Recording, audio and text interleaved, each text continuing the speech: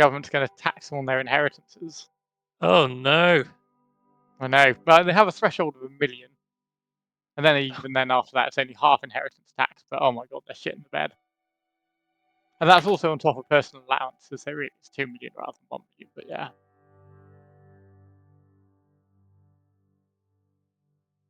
So how do we describe what happened to Okey-dokey. Timmy? Yes, that's Thank you, I was Charlie. going to say, would like to attempt that. would we be able to give us an update, please?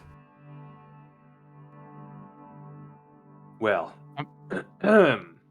well, Kimmy, did you tell Andy? You told Kimmy to re-roll, right? Before we Imagine an endless launched. screaming void. so at the bottom of this pit, out of the darkness emerged the being, Terrifying. the terrifying being that had been wielding a net cannon that had got all of you on the floor. His name was Onions, and he is a simpleton gnome who only can say one word, and it's Onions. Seems to have suffered catastrophic brain damage at some point. Shamash, in a moment of creativity, teleported out of his net using Misty Step. It's kind of apparent that they weren't necessarily hostile. And I say they because shortly after Onions, a couple more emerged. There was a hobgoblin called Krantz. Krant, Krantz. and a half-elf as well, who seems to enjoy the liquor. I can't remember what his name was either. His name is Gregor. Gregor.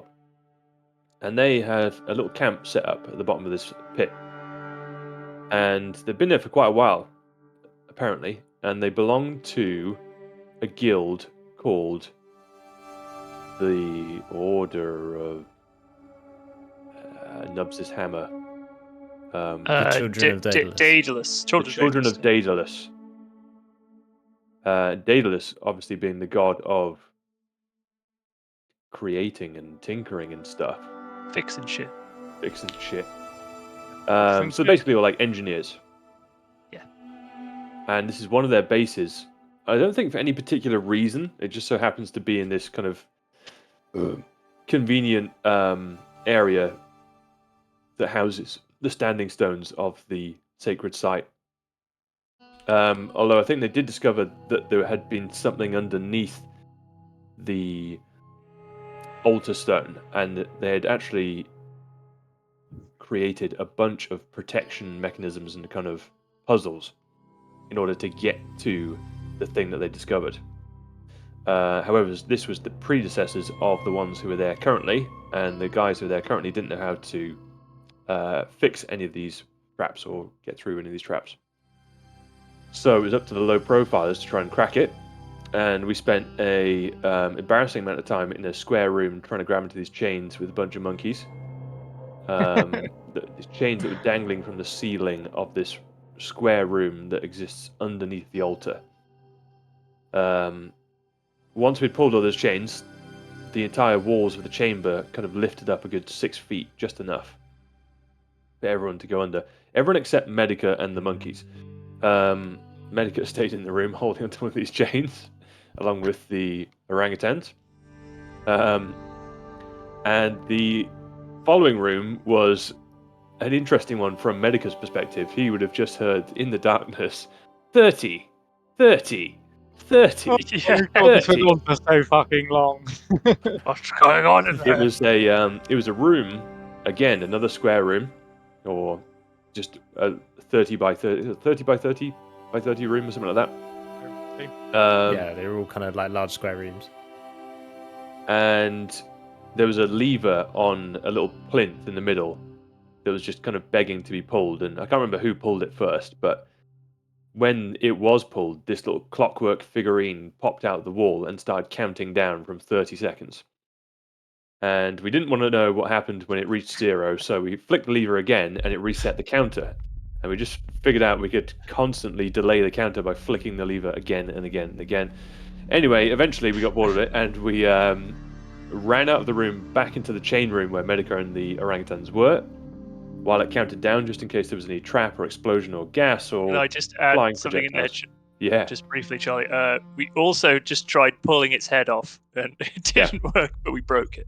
Yeah, of the Unger count, pulled its head the off. contraption counting it down. Yeah, just pulled the head off, and we're like, maybe that'll work. And then there was just no countdown anymore. So, yeah, we ran out of the room, let it do its thing, and a portion of the wall opened after 30 seconds. And in that portion of the wall, there seemed to be a dark, glimmering surface that happened to be a portal. And basically, we tied a rope around Finnan's waist and sent him through the portal. We told him to tug once for danger, tug twice if everything's okay. I'm going to preface this. I was also told tug 3 times if it's like okay, but you're not sure. Shamash did say that, and then Unger said no, just 1 or 2 times. Yeah, And then we put Finnan through. And after a little bit of time, the rope got tugged 3 times. So we didn't really know what to think about that. So Unger just started pulling on the rope as fast as he could. Well, very Can confusing. I just add from my perspective, because when Finnan went through the portal, I took Finnan into another Discord chat and just observed what he did, and he was like, "Wait, how many times did they say to pull it?" Oh, 3 times, right? Oh no! And then I went back into That's perfect. I went back into the other room, and I just said, "Do you feel the rope being tugged 3 times?" And everyone's like, "Wait, what?" It was quite spectacular to witness. Yeah, so on that, feeling this rope be tugged 3 times, Unger pulled it back, aiming to get Finnan back through as quickly as possible. But the rope just came through loose, not attached to anyone or anything. At which point, Unger sprinted in and was in a large room with another portal on the other side, but no Finnan. Long story short, I tried to go back out to one of the others, and that was actually a separate portal that took me to Finnan. Eventually, everyone made their way to this final room where me and Finnan were, and there's this big pile of rubble. Sort of by accident, basically. Just different people went in, because some of the people went in, I think, almost 13 portals deep or so, and then finally turned around. It wasn't quite 13, I think it was maybe like 5 or 6 or whatever. Yeah. All right, sorry, yeah. Apologies. We finally got to this big room with this pile of sort of jet black rubble in the middle of this room. Nubs tapped it with his hammer, and it reformed spectacularly into this huge obsidian archway with a portal in it. Which we just went straight through at this point because felt like we were having a rehash of the magic cupboard at the livestock rally. Yeah. So tried to get out there as soon as we can. As soon as we went through this obsidian portal, we ended up in a muddy tunnel underground and found a skeleton lying with a hollowed out mammoth tusk that seemed to be crafted into some sort of wind instrument. There was a plaque there, or there was some writing there somewhere.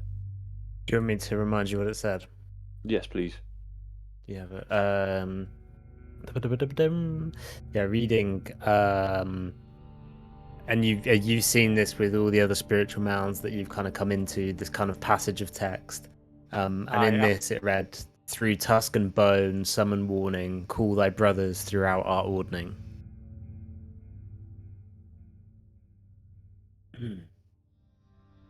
So, Unger picked up the tusk, and that is pretty much where we left it. Medica knows absolutely none of this. He's in the next room. He is still in the room with the orangutans, the very first room. Hanging onto the chain, keeping the wall open. Yeah. From the very first room. So with that, we will enter back into the room with Medica dangling off a chain with was it 4 other orangutans or 5? It was 5. All Yeah, were summoned. I think 4. Yeah, I think it was 4. So, Medica, you hang from a chain with 4 other orangutans also hanging from chains, just like by your arms upwards. You're kind of like about you're about 15-20 foot off the ground, hanging by these chains, and just waiting. You've seen your party run off into another room. What do So you I'm do? physically holding the chains. You're holding it because the reason you're holding it is because whenever the chain was let go, it would go back up, and the wall in front of you descended back down. So for every chain in the room pulled down, the wall in front of you lifted by 1 foot. And it doesn't happen immediately. It doesn't fall immediately. It falls quite slowly, really. But you know that if you were to let go, the wall would decrease another foot. So at the moment, it's open by about 5 foot.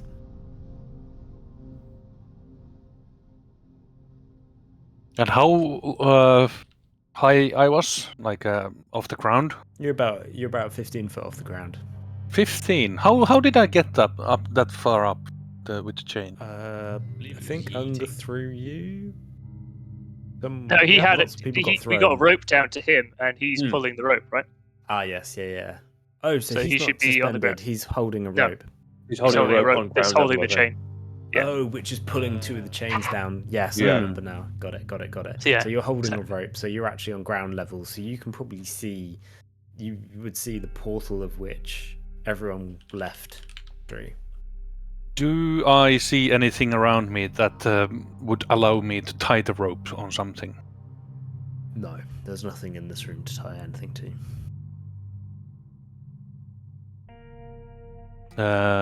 And if I let go of the rope, how far up it will go?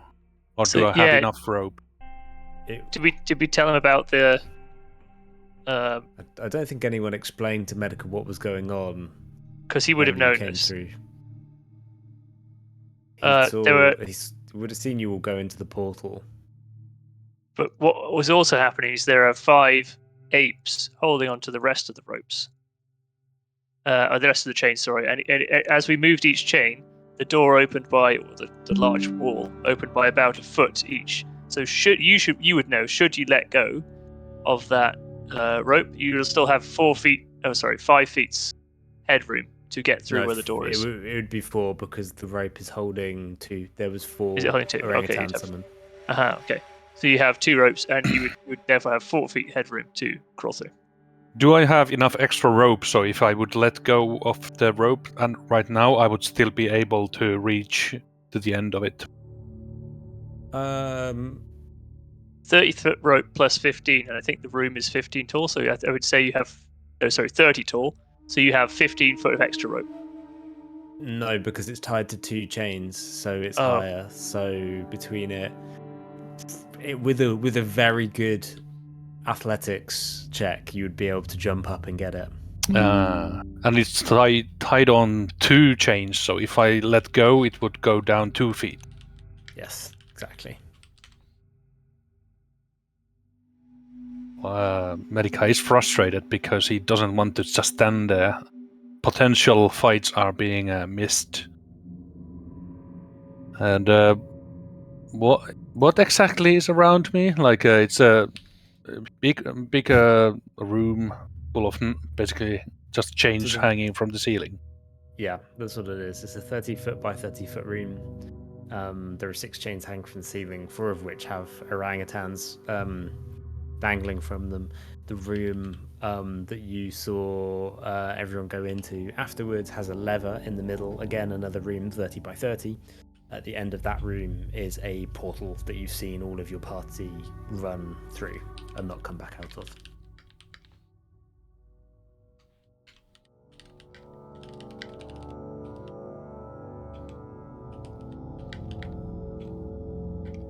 Fuck. Let me keep thinking about this.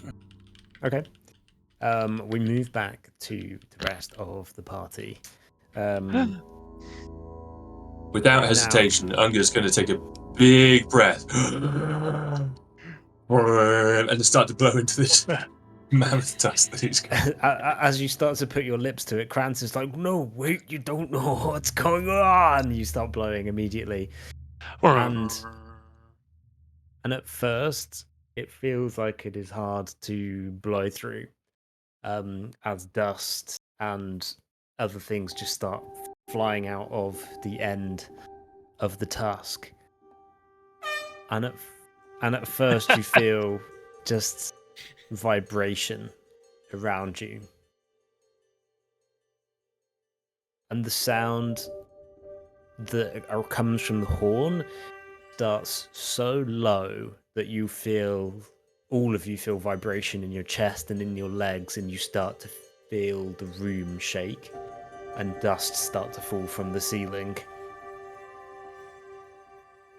As Unger blows deeper into the horn, you start to just hear this very low, guttural. Fill this room so loudly that I would ask everyone to roll a Constitution save, as you hear this echo through.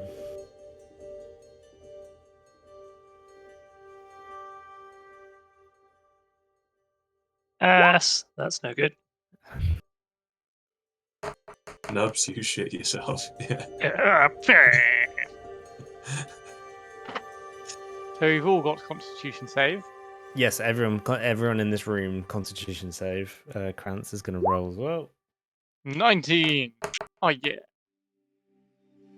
15 from If Krantz. Sam was here, would he say, if you're next to Abard, you get a +3? And shitting yourself.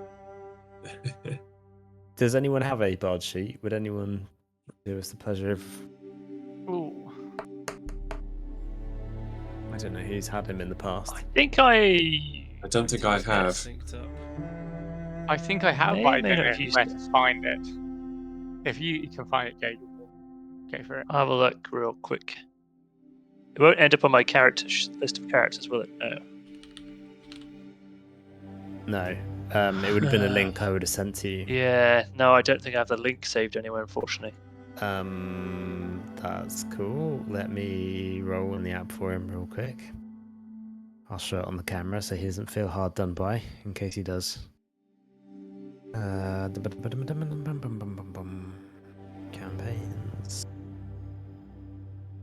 And characters. Finnan, what did you roll? I'm working on that. Not seeing command. My Okay. Browsers are not linked for You some can always reason. just shout any rolls. You don't need to, if it doesn't show up, just shout it out and we can. Concentration check. No, Constitution. Oh, what did I say? Sam Abard rolled an 8. You like it. Everyone that rolled below a 15, you feel your ears start to echo, and the sound is too loud, and you take the deafened condition. And additionally, you also lose complete control of your bowels, and you do loose yourselves. Lose yourself in the moment. The tone is so deep, so shatteringly penetrating of your body, that you find no control left. And Unger, as you look around, you see several of your party drop to their knees as they can no longer hold it in. The longer you hold the note, the worse it is. And Did Abard shoot himself? he did, yeah. Right, so And the sound itself, I guess as you kind of hear this sound, Unger, what do you do? Unger, for a moment, kind of feels a meditative calmness from the vibrations in his body, and it almost puts him at ease that he's not felt in a long, long time. And his acute sense of smell, which is enhanced by Mudagog's bear armor, then picks up on the smell of feces, and he comes to, and he kind of looks around and sees a couple of party members on their knees, and immediately kind of trails off. And magically just goes into like the Yeah. Can Medica hear this at all, or is it somewhere? Yes. At first, you would just see the walls start to just dust starting to come from all the cracks above and to the side of the room, and then you would start to hear this kind of shockwave of sound echoing through this entire building. A deep resonant sound that seems to just shake all around. And are the monkeys holding how many change? 3 change in total, or what? 4. 4. Fuck it. I let go of my change and start going towards, because this is some shit is going on. Okay. Running into the room with the portal. What do you do? Quite a lot of shit's going down. As you let go of the rope, the wall starts to descend down slowly. And if you're going at a sprint, it's only going to stop at 4 foot. This isn't even like a kind of like have to even duck. You'd be able to shimmy under it very quickly. And as you enter into the room with the portal, what do you do? Go in. Okay, you enter into the portal and you enter into another similar looking room, 30 by 30 foot, with the portal that you came through behind you and the portal in front of you directly in front. I keep going forward. You run through the portal and you enter into a room identical to which you just entered into. I run towards the next portal. You run through the portal and enter into another room identical to the room that you had just been in. I run forward the next portal. You run through into another room identical to the room that you are in.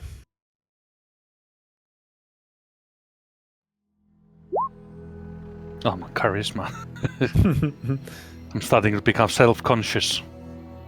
And I turn around to see the portal where I came through. And I go through it. The portal behind you, yeah, with a 15 wisdom save. You run through and into a room where directly in front of you is a mound of black obsidian with a small arched opening. In it, you see the backs of several of your party members crouched down on the ground on all fours, as letting out this kind of just like, oh. Well, in fact, for those of you that have loosed your bowels, what sounds are you making as you're kind of crawling around? Oh no! Not again! Not again! Yeah, that sort of stuff, really. Yeah, fair. Yeah, you see all of your party in front of you. Krantz runs out of this obsidian room, just like he rolls a natural 1 on his Constitution save as he vomits all across the floor and down over your pristine boots. This is the scene I come into.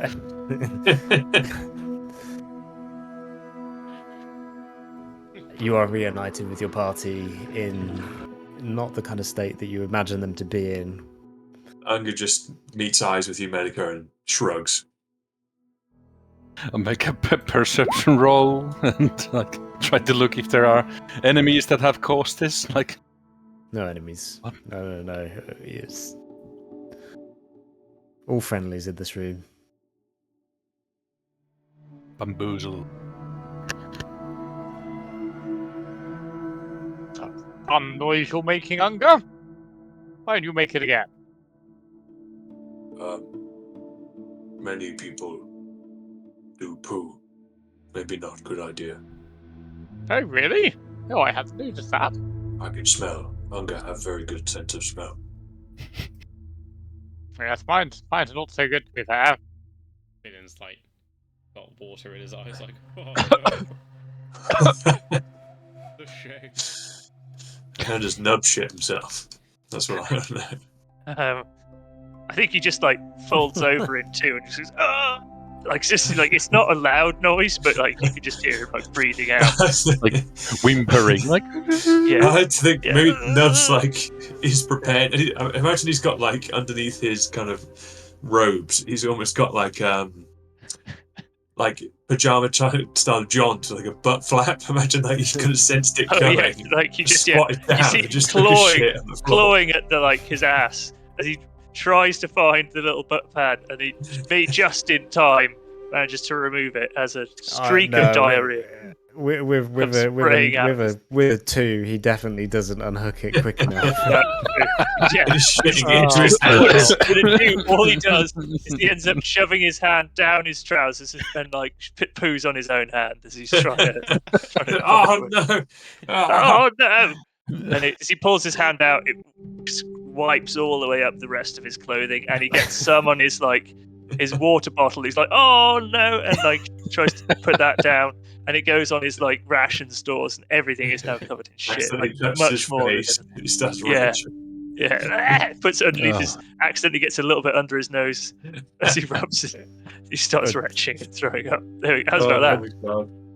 I would say with an A-Bard quickly gets up to his feet and pretends like nothing happened. but Unger, you can tell from the smell, he's definitely in a similar boat, but he's really desperately trying to play it off. You just hear like a couple of faint metallic like taps. Yeah. But sort of slightly wet and metallic at the same time. Unger goes, oh, big mess.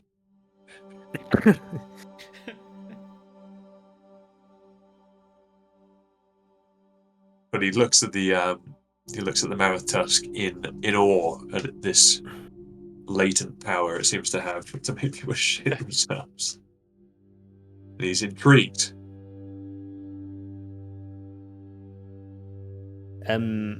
As you hold on to the mammoth tusk is huge in terms of your body size.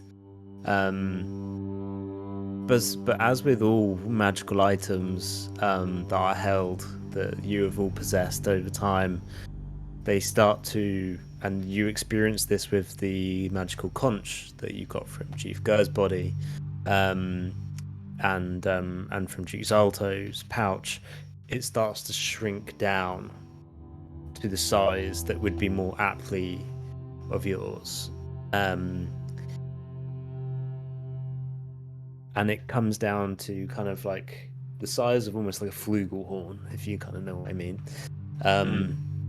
As it adapts to the size in front of your eyes and fits into your hand, shifting from that of the size of a giant into that of human. You don't know 100% of the powers that this thing holds, but you know that you are, by certain, the owner of it now. Unger marvels at the way it sort of changes shape and is just kind of admiring the craftsmanship of it, really. He's not seen a mammoth tusk in a very long time.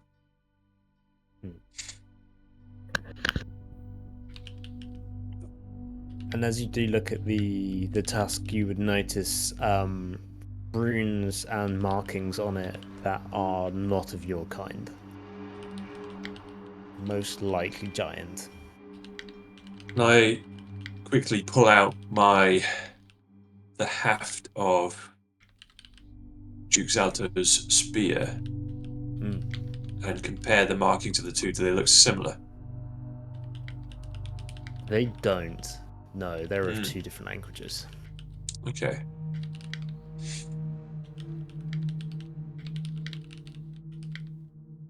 Interesting.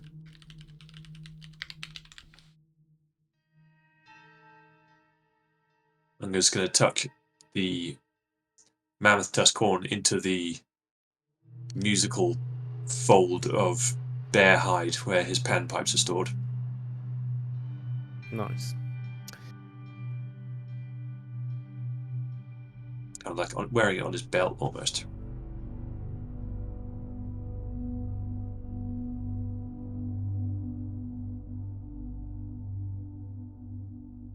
Prance crawls back into this small obsidian room, holding his nose like behind his elbow. They're all deaf as well. So yeah, everyone that rolled below 15 on the con save, the deafened condition, you can still hear, but everything is extremely like high pitch and muted. So everything is extremely hard to hear. It's like you're kind of shell shock, in this sense. Like everything is extremely hard to hear over the sound of ringing in your ears. So all perception checks will be made at disadvantage moving forward, for at least the time being. Yeah, Krantz moves into the room and kind of just like gagging behind the smell as he re-enters into the room that he just swiftly left. Maybe we head back up top and get you all cleaned up. Yes. What? Finn's Probably good. I'm perfectly clean, thank you. Yeah. I'm quite happy here. Yeah. Mama. My paper. Papi. I'm just going to carefully sort of step through towards the outside of the Nub room. stretches out his hands as he's kind of burned over towards Bungerson. I'm Wants going help to to get up to his feet. just shakes his head, looking at Nubs' hand. Nubs looks at his hand and sees that it's covered in shit.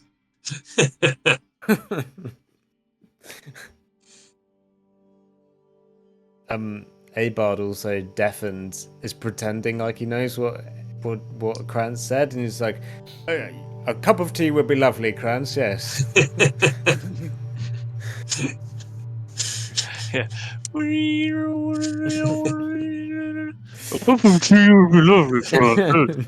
he hears of his own voice.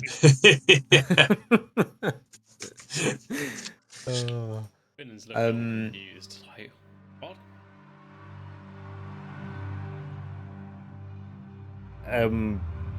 With this kind of Krantz kind of signals for everyone to walk back, but as he kind of gets to the portal, he kind of turns around. Do you think we just step through, or do you think there's more trickery to this? I think of shit myself, says Nubs. Well, perhaps we should look around and see if there's any instructions for this thing. It does say here about summoning a warning and calling brothers for an ordning, but I wonder if there's anything else in this.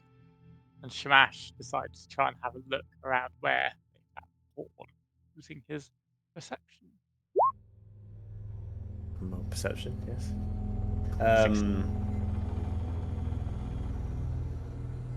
So explain to me where you're looking and kind of like what exactly you're looking for. So obviously we, in the room where we found the words that said the ordning thing and the tusk, Shamash is just looking around for any other sort of symbols or any sort of instructions or words that might sort of tell them about the room they're in, or any mechanisms that might clearly show them, what to do, because they've, Looking around for any sort of instructions, based on the last few rooms you've been in, you're not surprised that there are no instructions whatsoever. This is it's obviously designed to keep people out who do not lack the right wisdom or intellect to be able to solve these puzzles. There isn't anything in the way of instructions. the only means of kind of writings or whatever it might be is back in the obsidian cave, where you just see kind of the remnants of kind of cave paintings type diagrams and drawings. Yeah. And Unger, these would catch your eye as well, in that these look like the same that your tribe in the past would have once painted on the inside of caves, depicting great hunts and the interpretation of the gods in the sky through the constellations. And Shamash, you'd recognize these as being constellations of the world that you live in. Something that you would have no doubt studied in your time in education.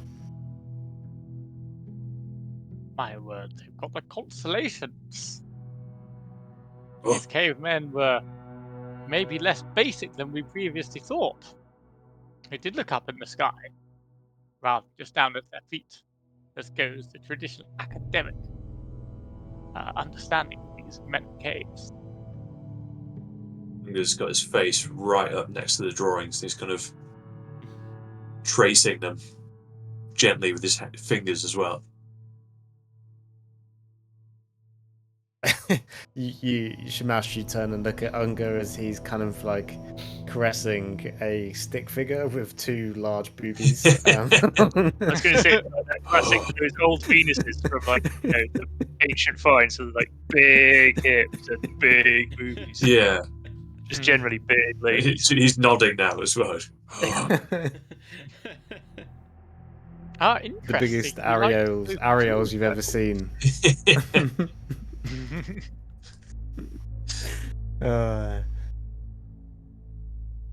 Still, nothing that tells us of this mammoth tusk and whatever powers it possesses. Truly, the power to make someone shit themselves is quite a power in itself. Yes, I have poison like this once, and now I have magic horn. This is good. You know, I can just tell someone to shit themselves and they will. And Smash points over to Krantz in a way of showing off, and uses. Krantz suddenly, like, this quick whim of expression goes through his. Wait, what? And then. What's the save? A DC. I have to say though, do you want me to rules lawyer this, or just want to be not for the shits and giggles? Rules lawyer. Go for your rules lawyer. You cannot make a target to do a harmful thing to himself. Shitting yourself is not harm. It's No, it is an inconvenience which could be defined as harmful. Yeah, I mean, but you could say that would just make any command thing not work. I mean, that would be ridiculous. Anything that inconveniences you minorly. Sorry, but defecate definitely does work under command. I've looked this up previously. I'll fight you on this. Well, we'll need to see the wording. I read it on this. What's it? What's the spell called? Sorry. Command. Either way, Krantz rolled a 19 on his wisdom save, and he just kind of like shakes his head. Wait, what did you just try and do to me? Touching cloth, are we? Unger just looks at Shamash and kind of wondering what he's talking about, because from his perspective, he just pointed at Krantz, went, defecate, and nothing happened. Yeah. My horn better. I'll give you that. It's more consistent. I just read here. Bad ideas or ideas which someone get used to wrong, in my personal opinion, defecate. A friend of mine told me a horror story of their younger brother commanding an enemy to poop, and they failed their save.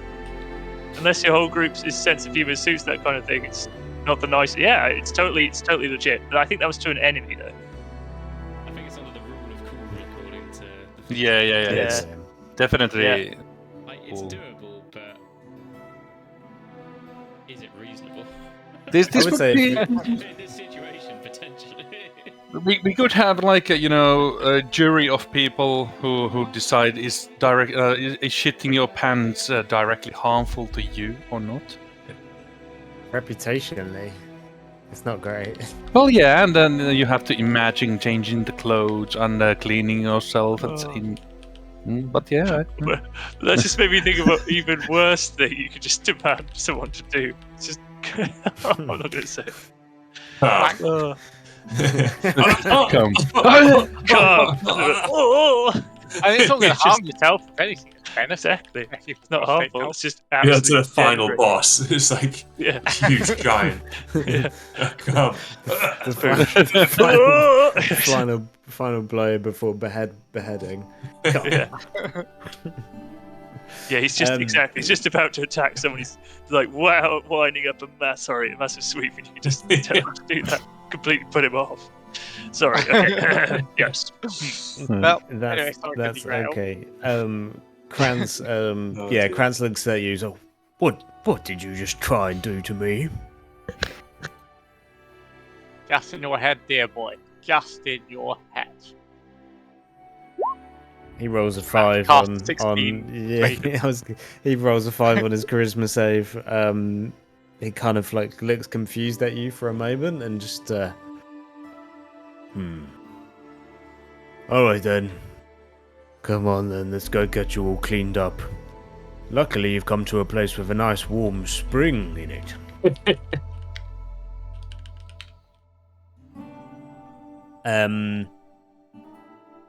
But you still stand at the portal. What do you do?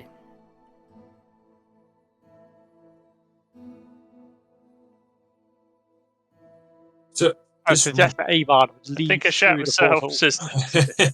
still deafened.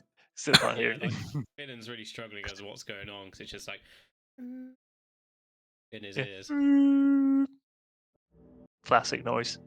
So is there, as far as Shumash's perception saw, there's only one way in and out of that room, the portal we came through. Correct. No other doors, nothing. Unga's just gonna exit through the portal. Okay. Thrash will follow.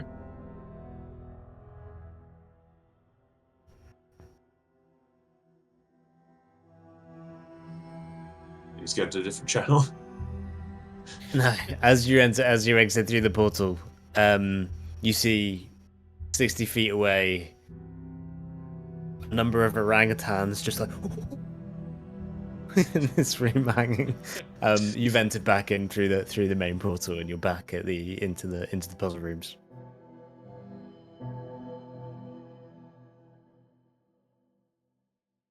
Unga's going to continue to make his way back to the orangutan room. Thrash will follow Unga. Finnan's gonna shrug and follow suit, not being able to hear what was being discussed beforehand. Yeah, goes back through the portal. Okay. I imagine everyone goes through then. Yeah. We can probably skip back to entering back up through the steps in which you came down into these room of puzzles. The orangutans join you back and either are dispelled or whatever. But yeah, walking back up these steps, you walk back out into Bayerun as well. The spirit mound in of which you stand. The kind of small campsite where Gregor and Onions kind of both sit, smoking on a pipe, and a spring in the far corner, kind of jutting from this kind of pool of water. It's like a small geyser, with steam kind of coming out from it. What do you think? As they come up at the top of the steps, Unga would kind of wait towards the side of the steps, and as Nubs and Finnan emerge, and he's just going to kind of like gesture over towards the spring off to the side and kind of encourage them to go wash themselves. It's like crab walking over. Have a very wide stance. Yeah, Nubs just traipses over, not proud of himself. Imagine Abard kind of stands there for a moment and kind of looks at you and goes, "All right, I don't need to. I'm fine." Unger just kind of furrows his brows and narrows his eyes a little bit while looking at Abard. With a 9 charisma, he fine, and he kind of turns and follows the rest. But only because I need to clean my armor anyway.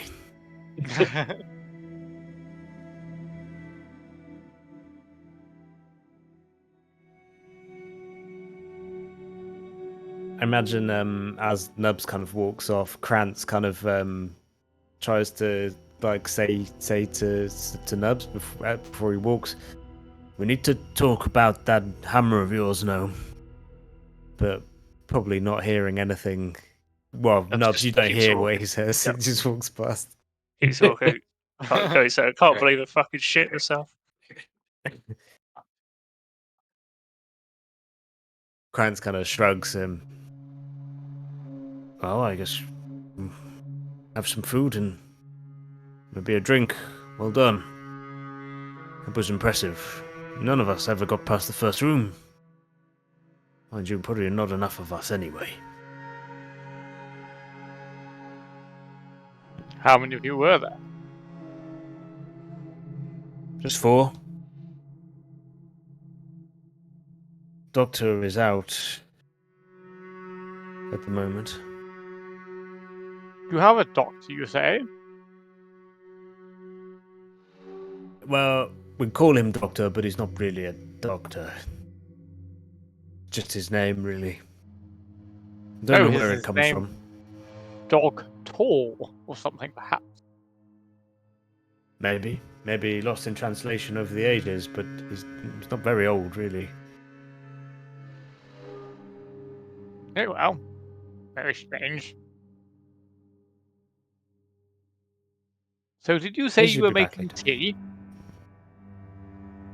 We could make some more, yes. We have more That would be chamomile, fine. but we also have some more food, or we have wine, beer, whatever you fancy. Be good to understand Right. more about what you've been through and understanding what that horny really is. But I would like to ask your friend specifically about that hammer he possesses.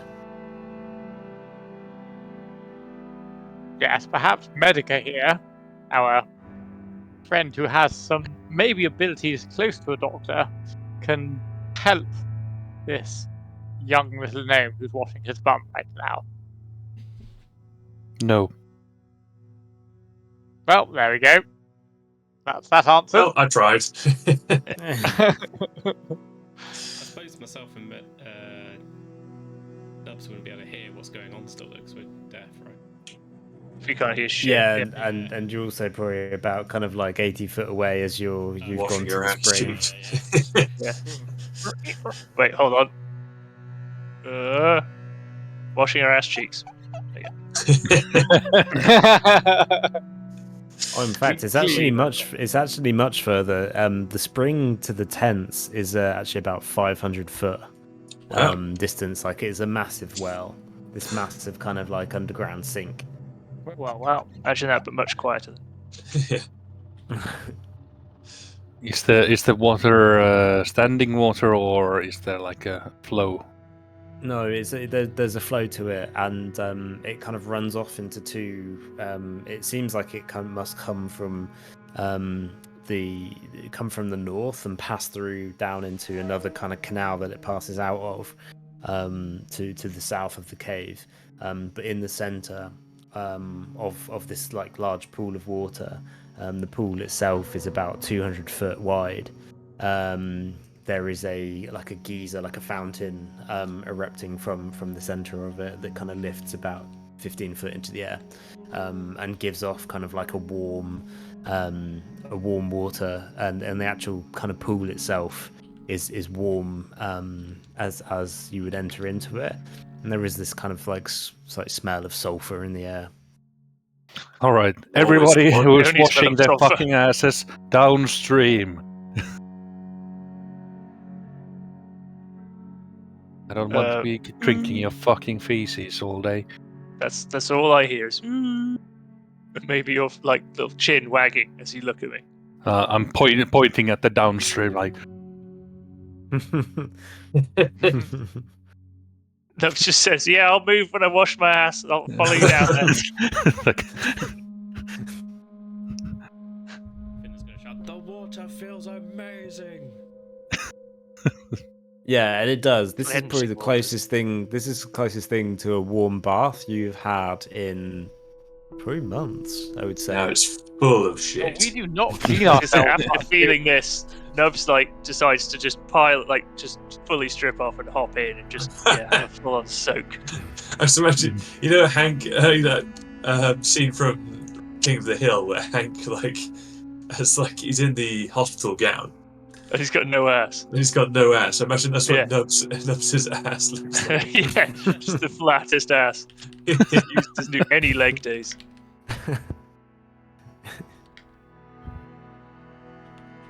You see Abard kind of really struggling to get out of his suit of armor, but once he does, he's getting bits and chunks out of every kind of like nook and cranny from that bad boy plate armor. He's in a bad state. Gets Water's everywhere. flowing away though, right? It's flowing somewhere. Yeah. The water's flowing. It's fine.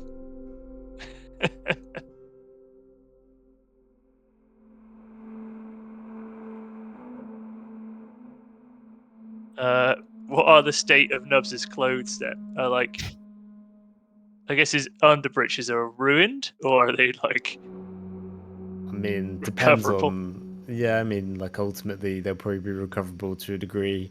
It's going to take a little while for them to dry out in this quite damp, cold area of the world, though.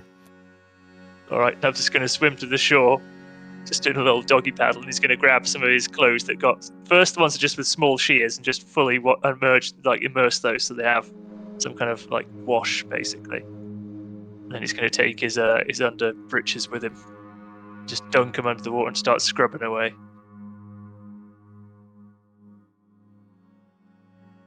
Yeah, that's Okay. Yeah, that's exactly what. That's what Nubs' ass looks like. Where are you looking? In general. Oh, in general. Oh god. Frank You have Kills no Nubs, ass. just Yeah. badass. Oh, God. It's like the complete opposite of the statue.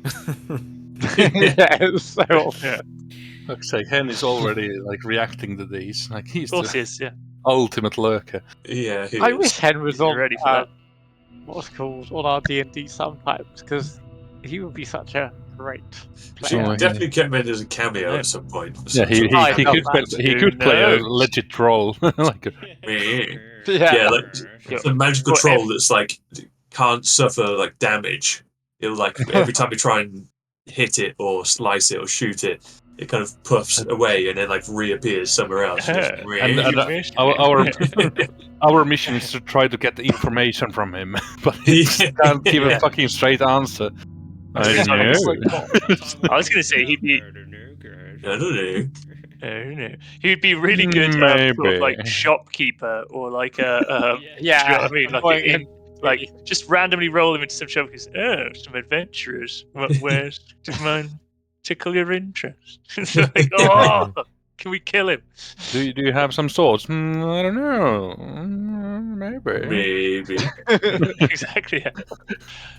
Oh, please get me. Yeah, I wish Alright, sorry. Hen picked us. Let's take a quick break, if that's cool. Yeah. Good plan. Sounds good. Cool. Ditch these horns.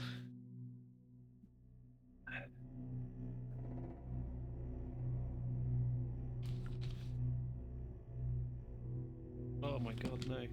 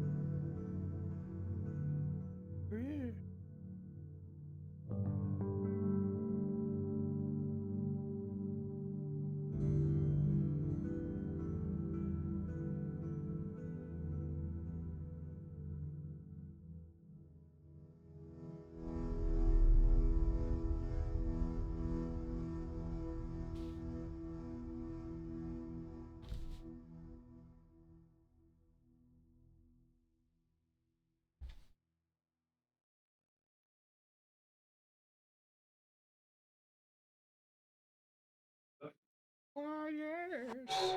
Oh, dogger.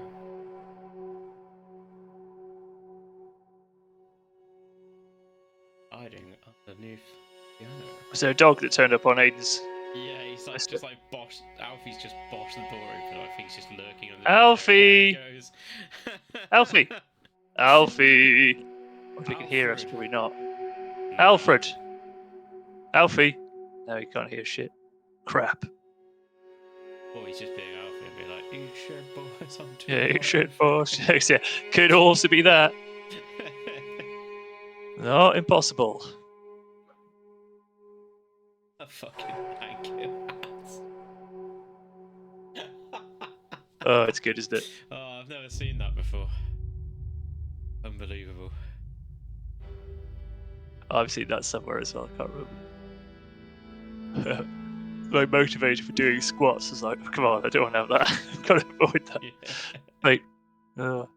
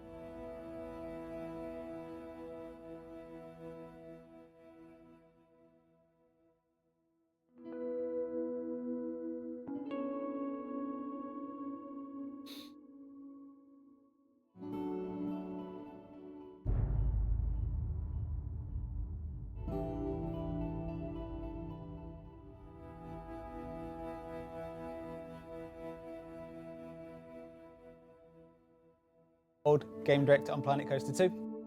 Dark Ride has a roller coaster at the back. We've also got this, I think it's a pretty well themed ride already. but we're going to add a couple of bits to it. I'm going to try and add a couple of lights, a small event sequencer with some lights to the inside, and then I'm going to upload that. Well, keen to get a quest now. I've seen you using yours, Joe. Oh, right. It looks cool. Yeah, dude. I mean, I've got the original quest, which is not even a very good one, but it's cool.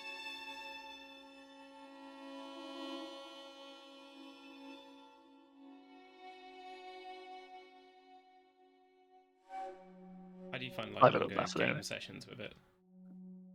Yeah, not bad actually. Like, I guess my one's because it's a bit older, it's a bit heavier than the originals. I think used to be. Yeah, the originals. Sorry, the originals used to be. Than the more modern ones are. Excuse me. But I mean, it works fine. I think it's totally okay. Yeah, you get used to it. That's for sure.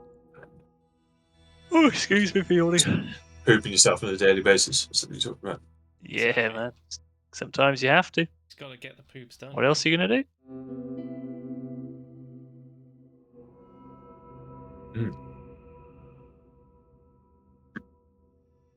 Got some sticky toffee pud. Oh, lovely. Love a bit of pud. So I got a bit of pud. Always room. Bit of pud. I'm trying out Malvern cider at the moment. Malvern Gold. Pretty good.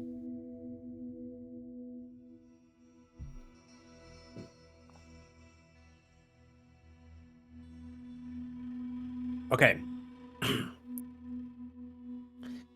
I'd imagine that it takes a little bit of time for all of our poopers to clean themselves, but oh yes, I'd also imagine that actually the well, in fact, no. I am gonna just hand it straight back to you guys. What are you doing in this moment? You've just come into contact with, or you've obtained another vestige. I'm gonna just pass it to you guys to see what you do with this time. Party to come together and decide the next step. While everyone's washing their bums, Shamash decides to take a rest and just read one of his books quietly on the side. Okay. Finnan can't hear shit, so he's just gonna make himself busy with brewing kit. I'm imagining Gregor's like looking on. I'm setting up. No wait, it's a Zeps. What am I on about? I left it brewing in the castle. Never mind.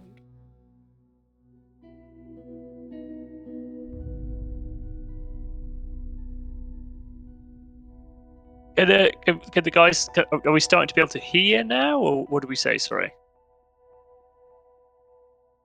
I would say that the ringing is easing. Okay. It's not great, but it's easing definitely.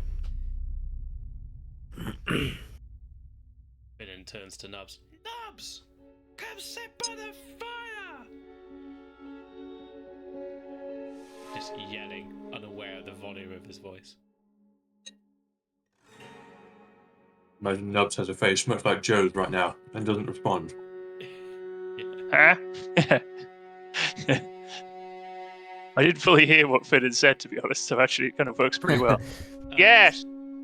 There's food by the fire! Just squinting. The fire! Forget it! I sit down. Yeah, I'm getting out. Yeah, it's just Nubs.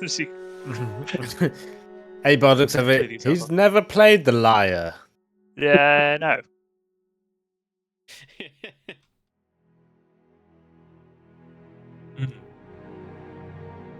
Well,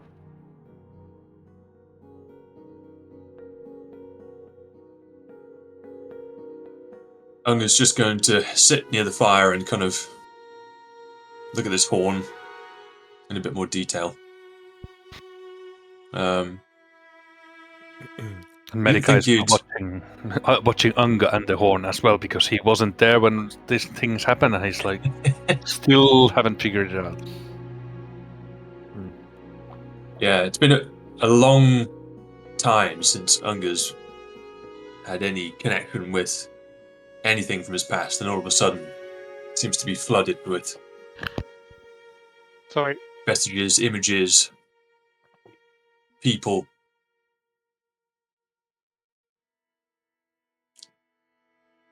Imagine Krantz is sitting around the fire with you, Unger, watching you in the same way Medka is. Where's it from?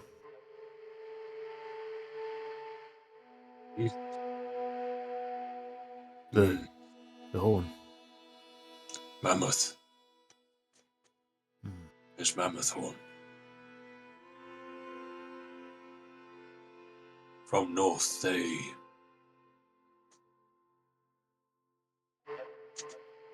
don't really go too far south. They like cold. Like my tribe. Many mammoths around Raven tribe. Haven't seen one since before.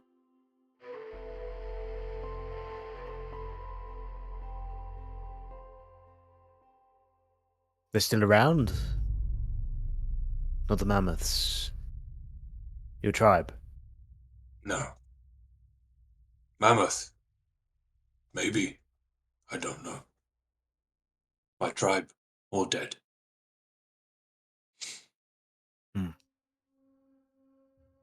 Sorry to hear it. Oh, not all dead, are they, Unger? We met that chap that looked like you. Wasn't he your tribe?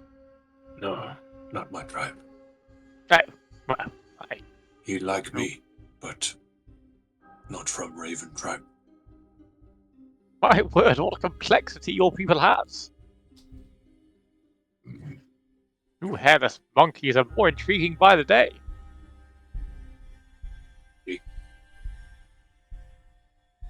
Krantz looks around in this place that you're at now, Beren as well.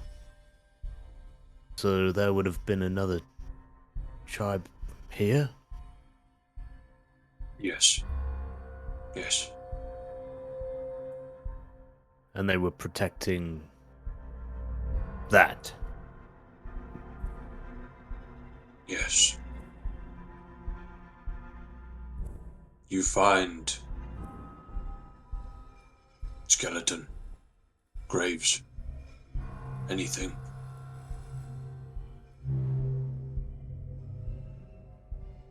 Shakes his head. Can't say we've been looking for bones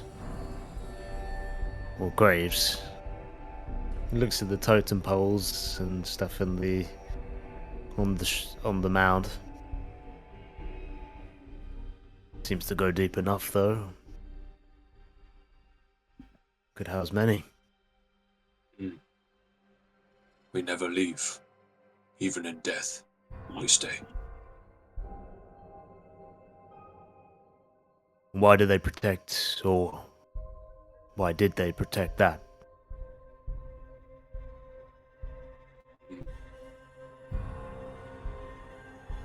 Maybe they don't know.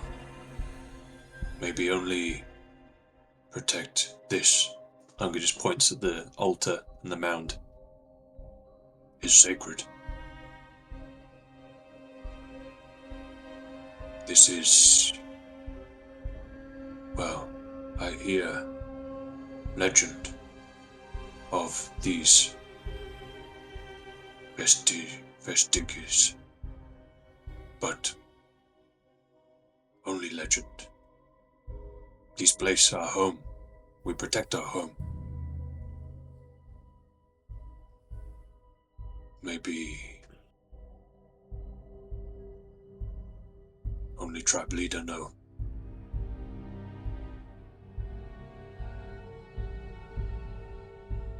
Makes sense, I guess. But why are you looking for it? Unger breathes in and lets out a long, long sigh. while looking at the crackling fire.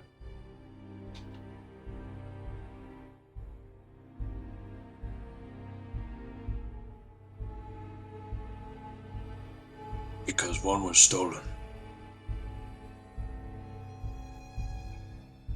And when they take it, they kill everyone. The reflection of the flames rising in Unga's glassy eyeballs. I want to put back what was taken and kill the one who take.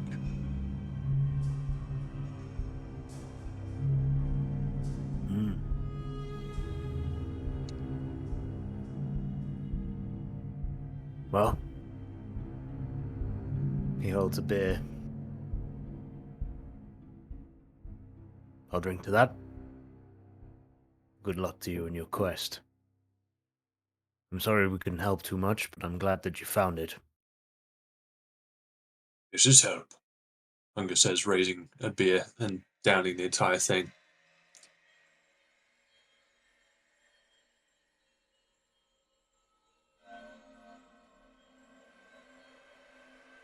Where'd you go to from here? Maybe we can help there at least. I believe next on our quest was the Great Worm Cavern in the north of the country. That sound right? Then down to Shining White, then up to Raven Rock via Morgar's Mound.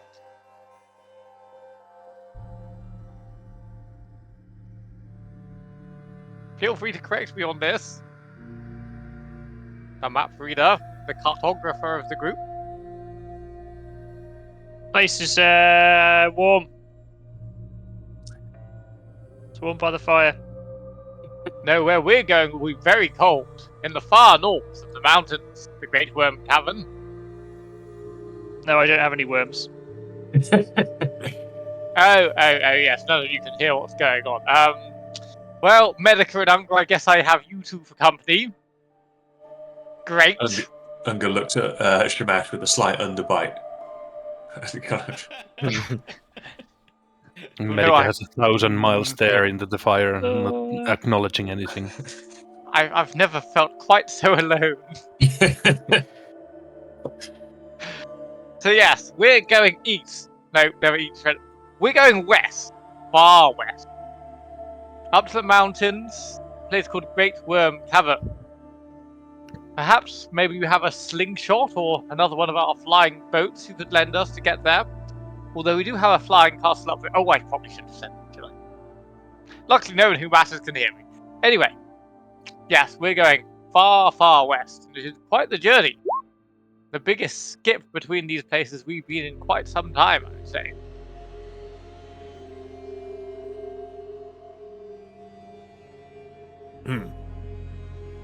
Maybe we can't be as helpful then.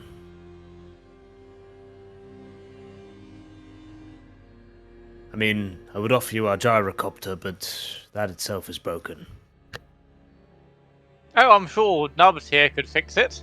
How many could it stand, though, this gyrocopter? It's really more of a small transport. It wouldn't be great for long journeys. We've been using it to scout the area. Unfortunately, one of its cogs is broken. Isn't that right, Onions? And Onions just, looks timid. Onions! And kind of shrugs his shoulders unapologetically. I say, what would you say about us borrowing it temporarily, then, if it's no use to you? We may have something nearby us that could carry this gyrocopter that you talk about. And it might be very handy for making small excursions for our larger, well, what I guess you could call a gyrocopter carrier. Krantz looks at Gregor, who is completely fast asleep, conked out, drunk. He looks at Onions. What do you think, Onions? Onion shrugs. Onions. We would, of course, return it. Perfect working order. I mean, if you can fix it now, then it's yours. We've not used it in a while anyway. My word, that's terribly kind of you. No, I don't want to do any chores. I imagine as Nubs and Finn and Abard pipe up in various different ways, us three just kind of like look over to them briefly and then just look back to the conversation, just kind of ignoring them.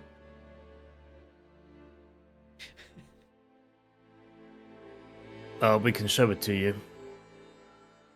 And he kind of looks over at Nubs. Hello. If you think your hammer can fix it.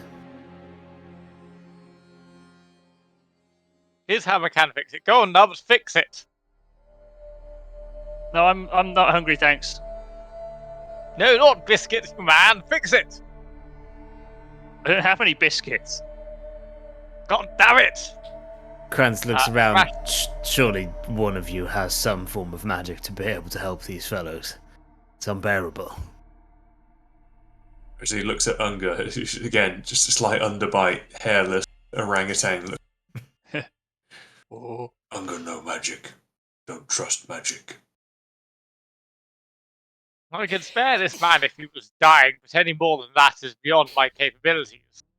I believe medic here might have some abilities to help people with their medical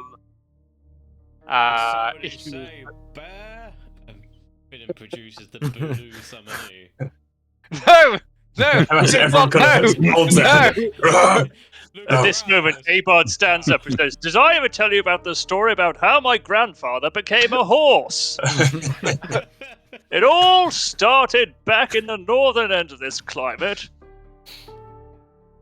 My great-grandfather was born." Perhaps not. Right, The story so continues. Shamash is very annoyed at all of this. So he casts Minor Illusion in front of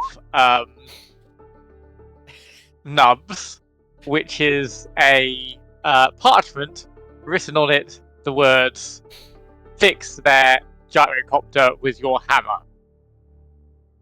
Then he uses Minor Illusion once again in front of Abard, says, "Shut up," and then he does it one final time in front of Finnan, and says, "No bear, with 3 exclamation marks.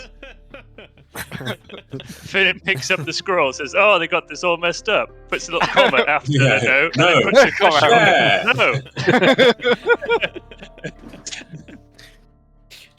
Finn nods and opens the Necronomicon, like covering it up a bit whilst he's reading it. But yeah. Nubs has squinted and read the scroll, and he goes, "Okay, I don't know where it is." Sort of looks around. Kranz stands up. Come on, this way. Onions, come on. Onions. No,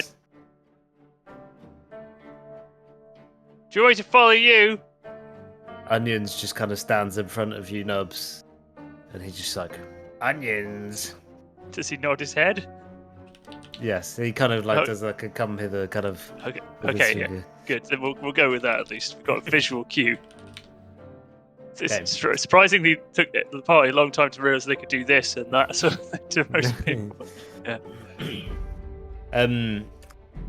They take you round to the back of the tents, and under like a huge canvas sheet, they pull this canvas sheet off, and underneath it is this large metallic object.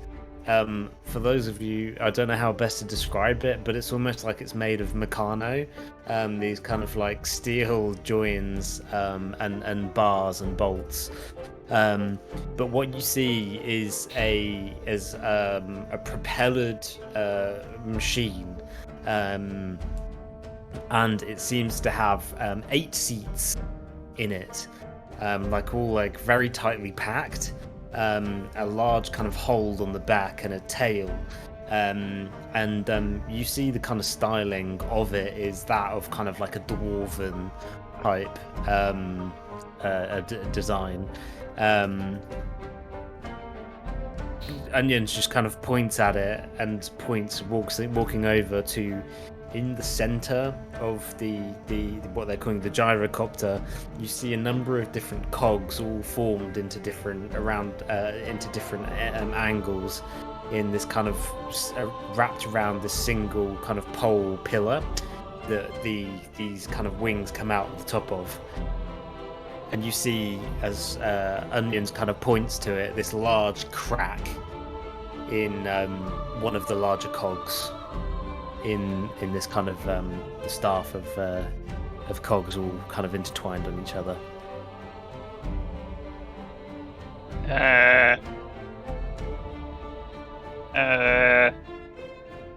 Okay. Nub squints and he rubs his beard a little bit. He's got his hammer in his hand. This one. And he touches a cog at random. And just touches it. With the hammer, sorry. Oh, with the hammer. Apologies, yeah, I should have mentioned that. That's all right. Now, I can't remember. Have you ever used the hammer on metal before? No, I don't think so. Well, didn't I repair some of Abod's armor with it? Maybe at some point. I actually can't remember. I can't rightly remember, but for the rest of you, as you look on Nubs as he walks over to the gyrocopter and he pulls his hammer back. Nubs wouldn't see this because the hammer is behind his shoulder. But as he does, the rest of you swear you see this kind of purple aura wrap around the hammer as he then slams it down into the metal of the cog of the gyrocopter. And you just hear this, and these purple sparks shoot out of the from around the cog at the end of the hammer where it hit it, and you start to then see the metal of the cog, just all the fibers of the metal start to wrap back into each other and create this complete structure again.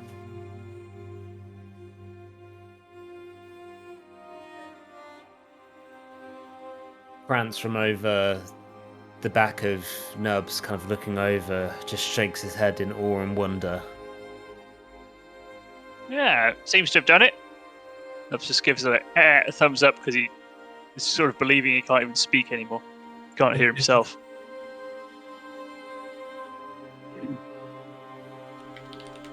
He looks down at you, Nubs, and looks at the hammer. Where did you say you got that from again? Yep, I reckon that'll fix it. Probably should give it a try now. Is there nothing we can do about this gnome's ears?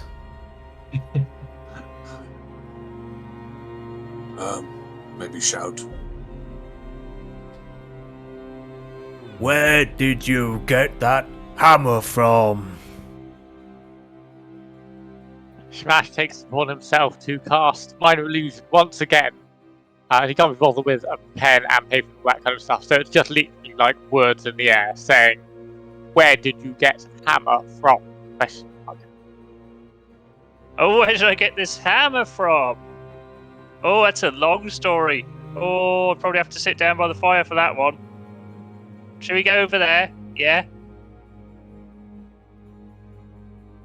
Kind of nods.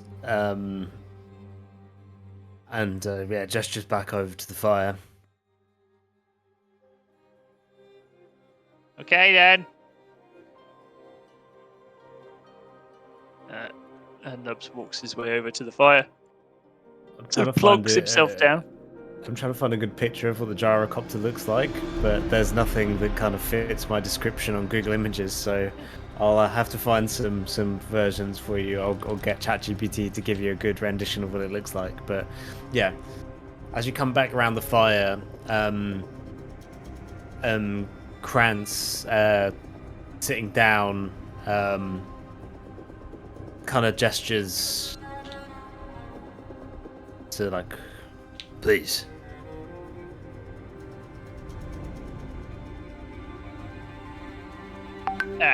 Okay.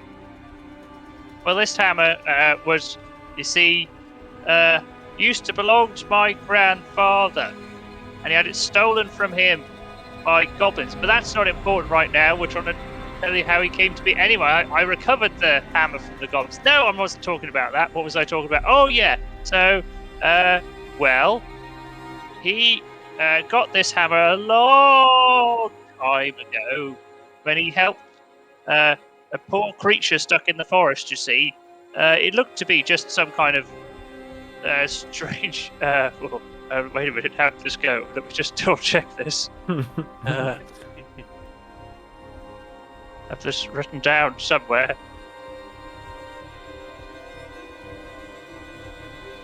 What was in my notes, but...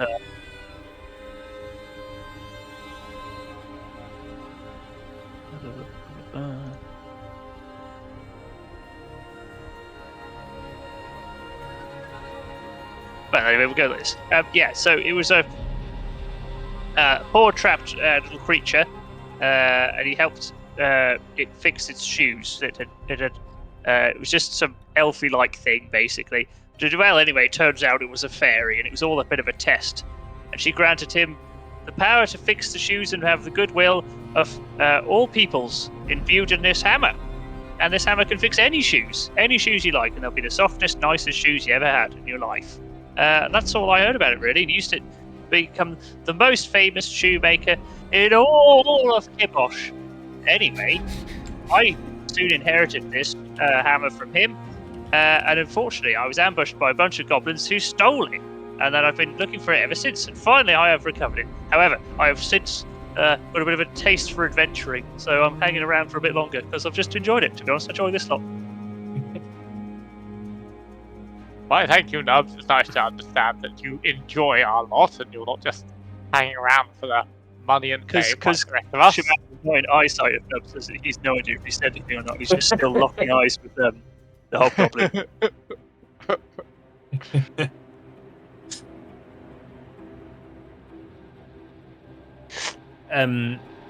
Krantz kind of nods, and he goes over to your head and just like smacks you in the side of the head, and I'd ask you to roll a Constitution save. Oh, jeez. 18. 18. The ringing in your ears considerably dies down.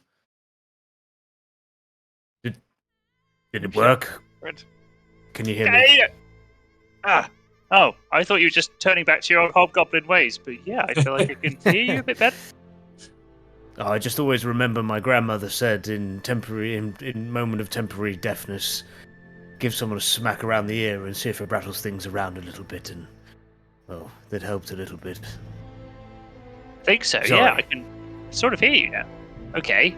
Yeah, anyway, that's the story, roughly speaking. So we're thinking it's obviously... Oh, yep, from Fate, yep. So,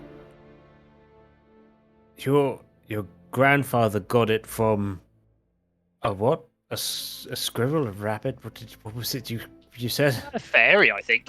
Oh, a fairy. Which sounds like Sorry. a fairy. Unger leans into the I mean, she conversation. didn't look like a It was fairy. the only thing he got from fairy.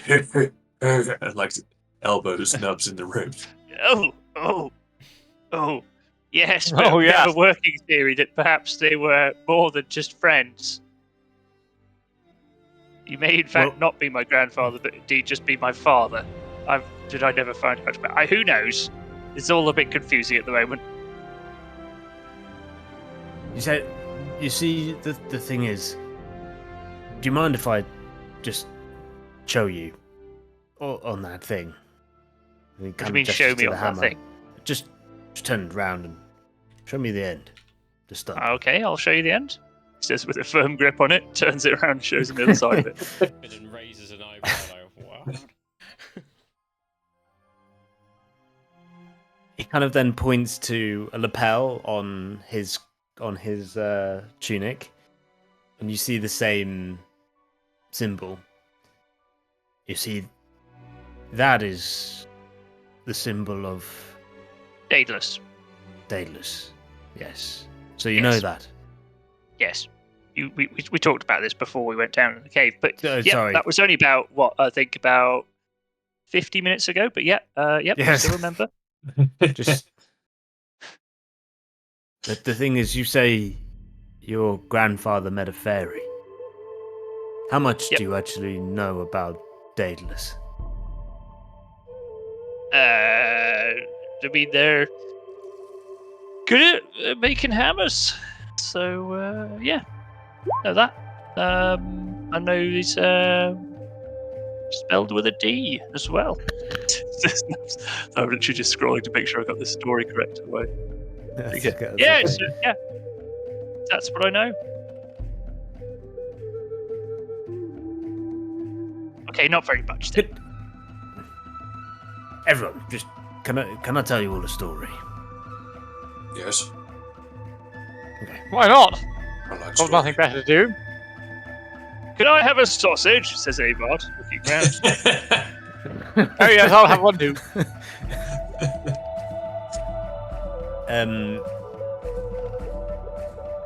As Krantz kind of beckons you all to kind of sit around the fire, I'd like to tell you all a tale of Daedalus. Because what I think you have right there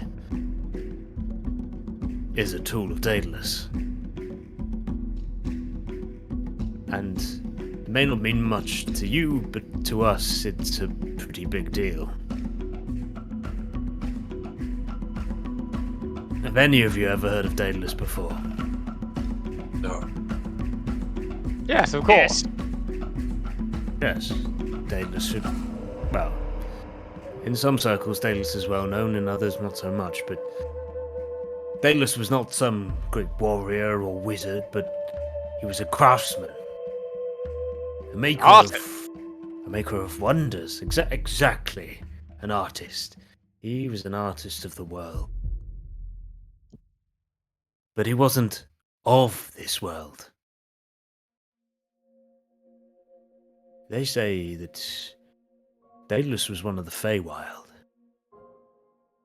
where the seasons change on a whim and magic is as common as air. And it leans in around the fire. Daedalus was more than just a master of his craft.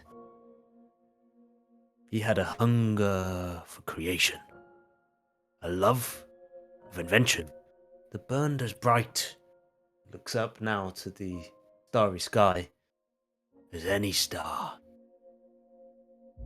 His hands, they say, could shape anything. Castles that floated in the sky, ships that sailed across the heavens. Even tools that could weave dreams into reality. And oh, how he loved to build. For Daedalus, creation was a way to understand the world, to leave a mark on it. As if each invention spoke of something deeper, something timeless. But of all his wonder and genius, there was one thing that fascinated Daedalus above all else.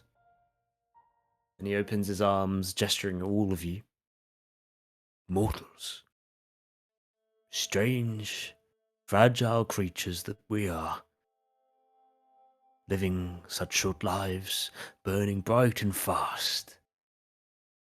You'd think a Fae like him, ageless, boundless, wouldn't care for us, but he did. Or so we believe.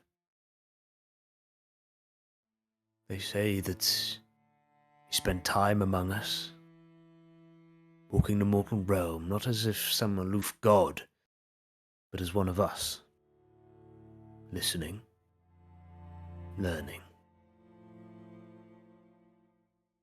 and loving.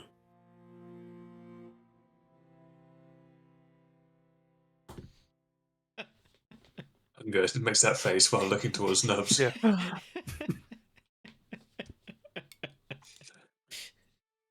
sort of the Shrek sort of. Yeah. Yeah. Yes, Got it. Daedalus fell in love with many mortals during his time here, they say. They captured his heart in ways that even the wonders of the Feywild could not. Our order says perhaps it's the fleeting nature of our lives that drew him in.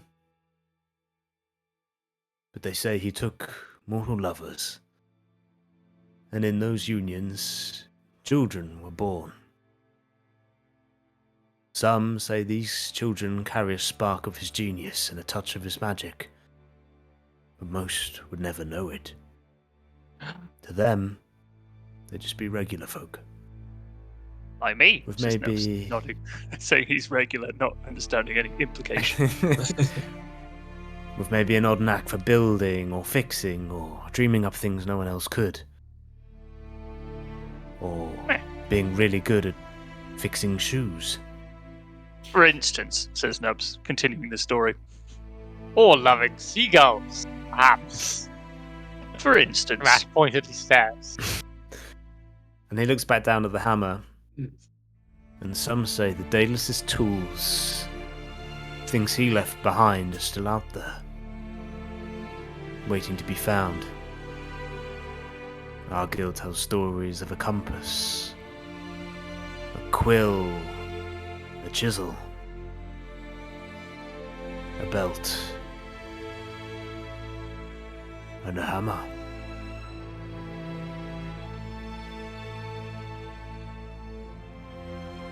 Okay, and you think this is the hammer then, I suppose? I've never in my life seen a tool that so obviously bears the mark of Daedalus. Aye, that it does.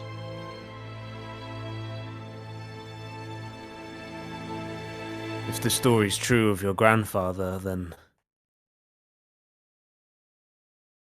I would question a few things.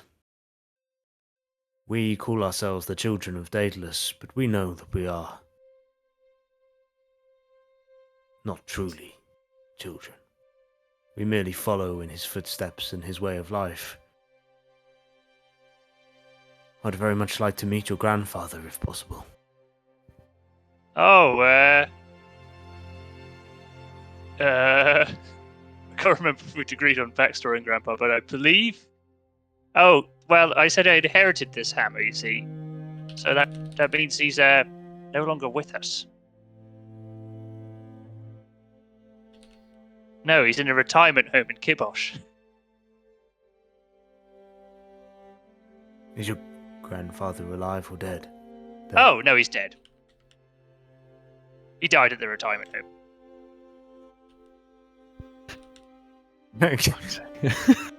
Onion sitting next to Krantz. Like, onions. And Krantz's head drops slightly. This makes me sad. Well, he lived to the ripe old age, mind, so it was pretty good innings for a gnome.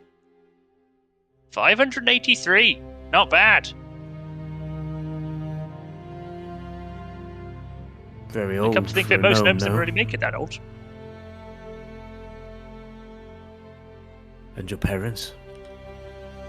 Well, I never really met them, you see. I was raised by my grandfather.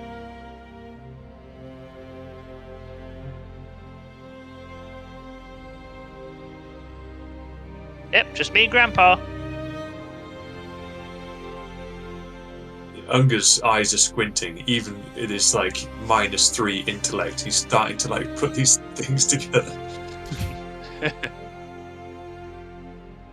And did your grandfather ever tell you anything about your parents? No, just that they, unfortunately, couldn't be around to take care of me. They were different, you see, and so they couldn't stay. He would say, a fish and a bird can make a nest. No, he wouldn't say that. He said, a fish and a bird could fall in love, but where will they have their nest? And they'd get all misty-eyed for some reason. And look out the window.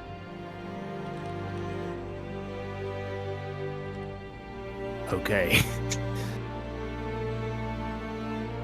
It wasn't really okay for him, but I never really questioned it too much. I had Grandpa and I was all right.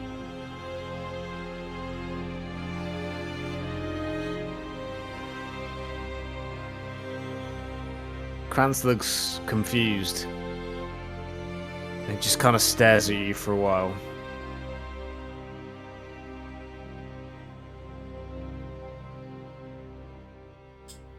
Is everything all right?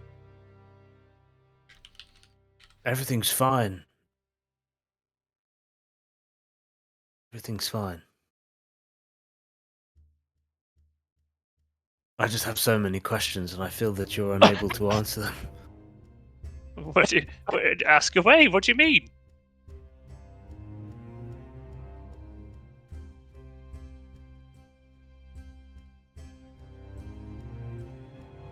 What did your grandfather look like? Well, I suppose he looked like a gnome, you see. So Snub's stroking his beard. No. Yeah. Yes, he had a big beard like me. Oh, and he always wore a red pointy hat, he says, looking over at him. Yes, that was one of his favourite things.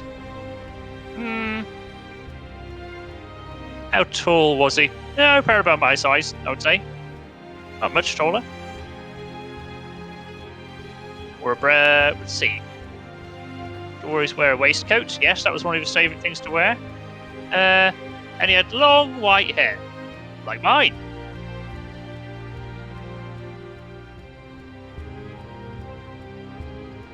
Strange coloured eyes he has, though. Yes. Oh, no, wait, they were brown. Sorry, no, they were just brown. No, I remember. That was in a dream. Yeah, no, he had normal brown eyes.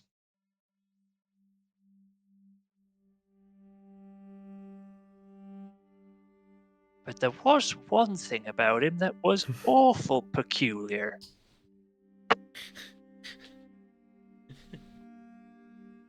Yes. He used to put butter in his porridge. Apart from that, I can't really think of anything. Just no shrugging his shoulders.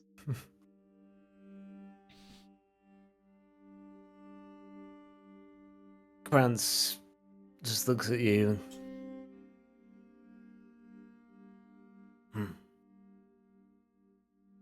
Well,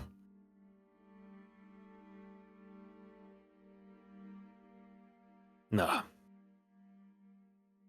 Never mind Still- me. I know what you're doing. You're still thinking about the porridge thing, aren't you? Yeah, that used to make me feel strange for a while as well. I'm just getting all too much of a coincidence, but at the same time, maybe it's nothing. Yeah, probably nothing. Just Nerf's giving a little pat on the shoulder. Right, well, I feel like we better be moving, to be honest. We've got plenty of things to do, and a few different vestiges to catch up with.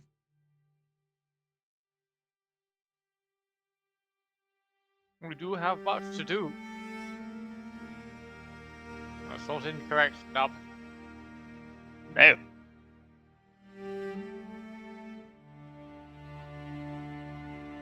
You'll be leaving then.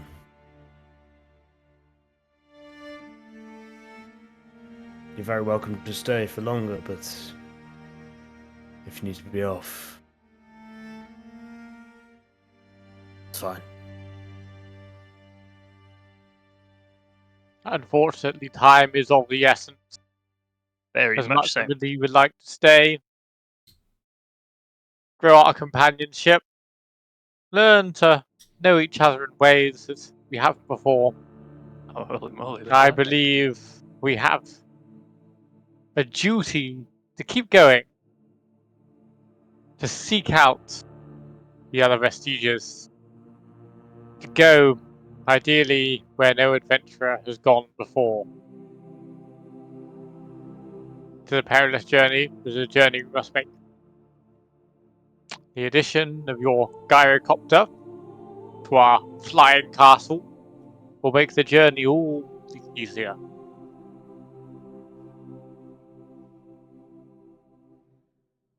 What say you, party? Yes. Well, indeed. Give us a few minutes to collect ourselves and our things, and I think we should get going.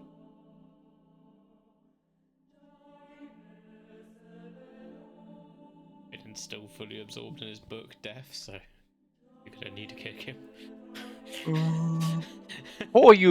Before we leave, you said you'd heard of the flying ship of which we talked about, that maybe some of your companions in the East may have been working in one? Yes, that's right. Yes, you mentioned a flying ship, and well, that was something the Eastern chapter worked on. They supplied some of the first of the ambient-powered ships to the mercantile groups of the Zentarim. The Zentarim?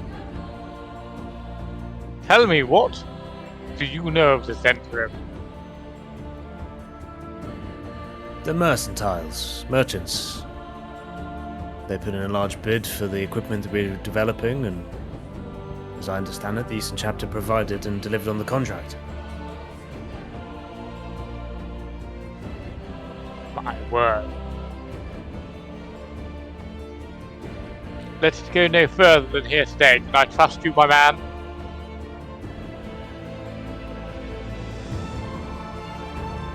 I said, can I trust you, my man?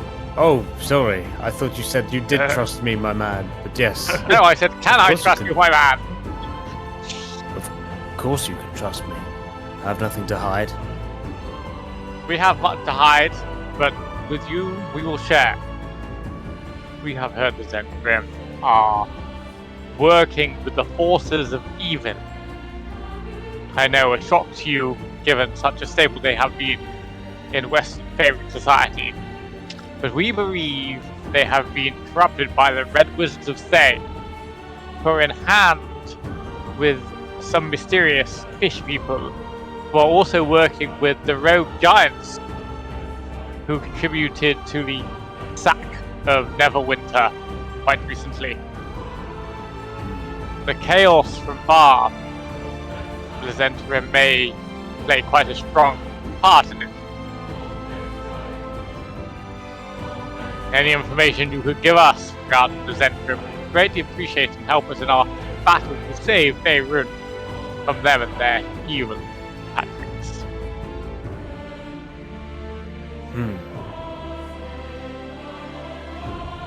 What you said, the Zentarim, is new to me. My only experience with them is dealing with them as merchants. I'm afraid I can't offer much more on that, but... You mentioned the attacks on the cities. We had heard of this. I would advise that if you are indeed travelling west, don't travel too far. Latest word is from the 10 towns that there is nothing left of those cities. Nothing? Nothing at all of the 10 towns? No, alas, we had heard of the attacks on Bryn Shander previous several months ago, but our understanding is that another wave came and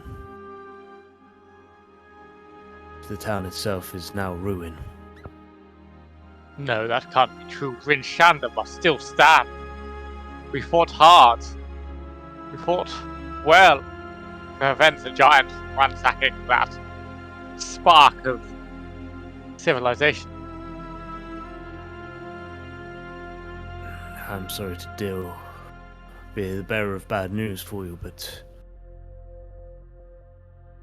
for whatever protection you gave, that was no longer there the second time around. Bryn Shander, gone. My word, it is more grave than I feared. We have dilly-dallied too long in the wilderness.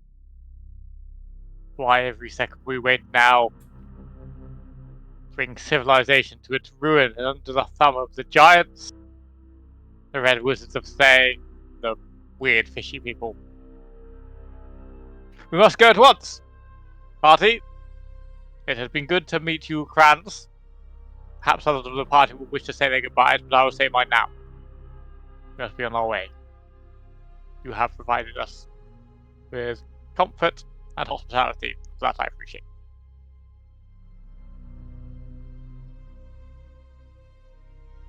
You're very welcome.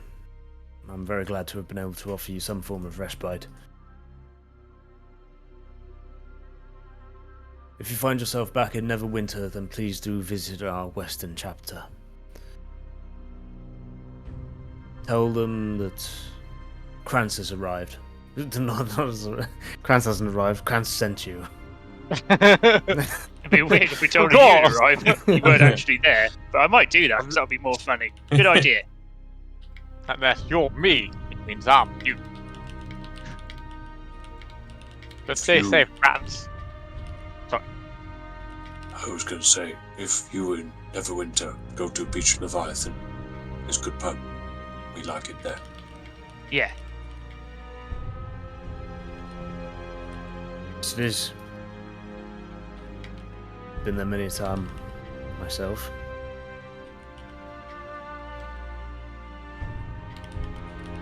Well, Godspeed. The castle, man. And Sure, there's nothing you want me to tap this hammer with before we go? Just, last chance for a bit, obviously.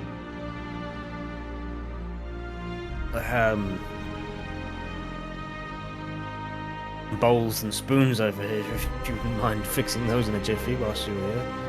Sure thing. Other than that, Nubs just yeah, walks I past think going we're ding, ding, ding, ding, ding on the bowls and spoons as they magically mend and look as good as new as soon as he touches them.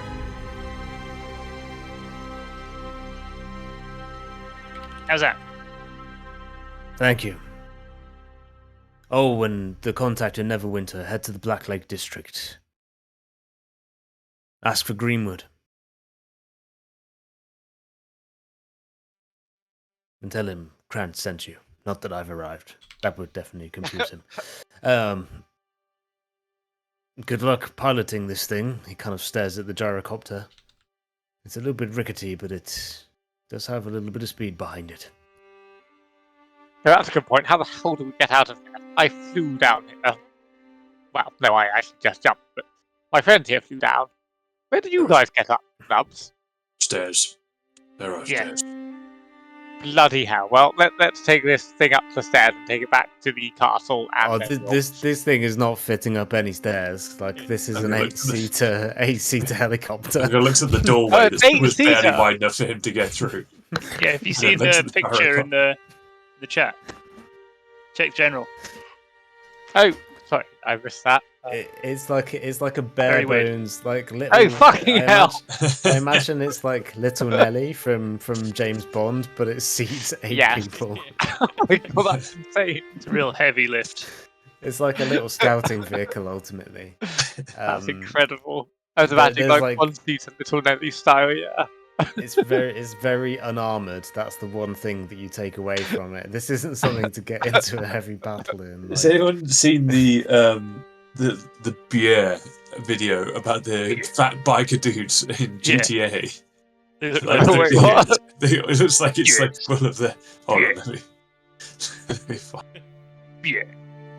It just looks like it's full of these fat bikers. And as they kind of I'd imagine they kind of at least give you a little demonstration of how the gyrocopter works.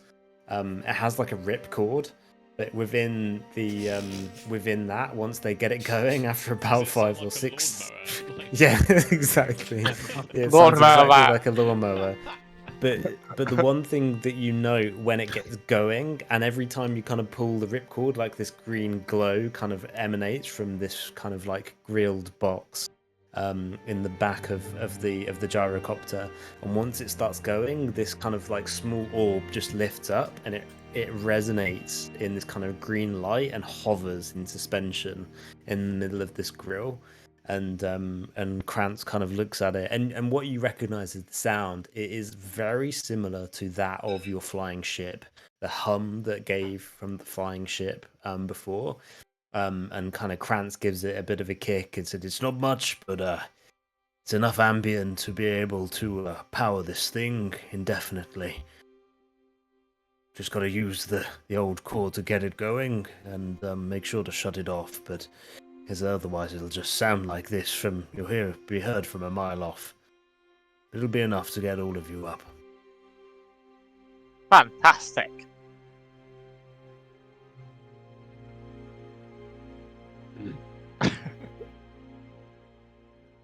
So, Yeah.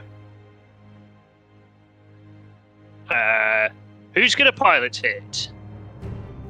I guess it might be me. Oh, well volunteered, Nubs. Our lives are in your hands. And I have Butterfingers. Butterfingers indeed. No, I'm just kidding. All right, everyone, hop in. Let's go. Darting the lawnmower sound on the.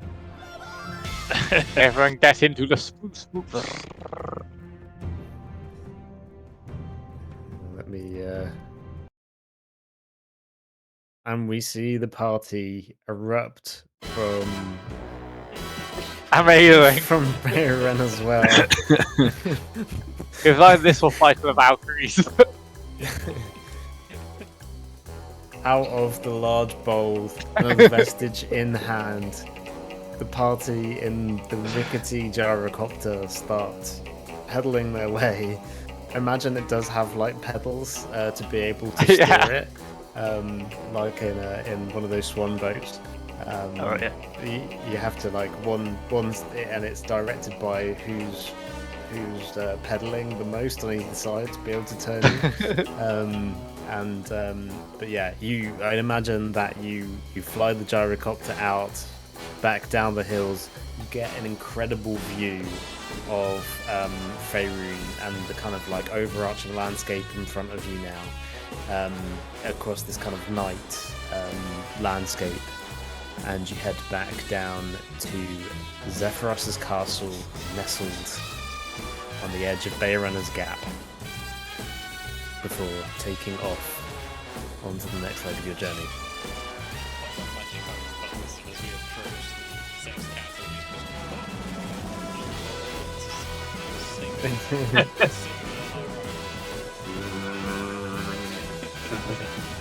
Can we all roll on constitution checks? Whole Everyone party shits shits themselves themselves midair. once again. And then Not you again. just get like, you can see the view of the gyrocopter like in the sunset, and like, just get a black circle just slowly close in for the rest of the street. And just some drops of turd falling out the sky. Yeah, exactly. Owl spinner.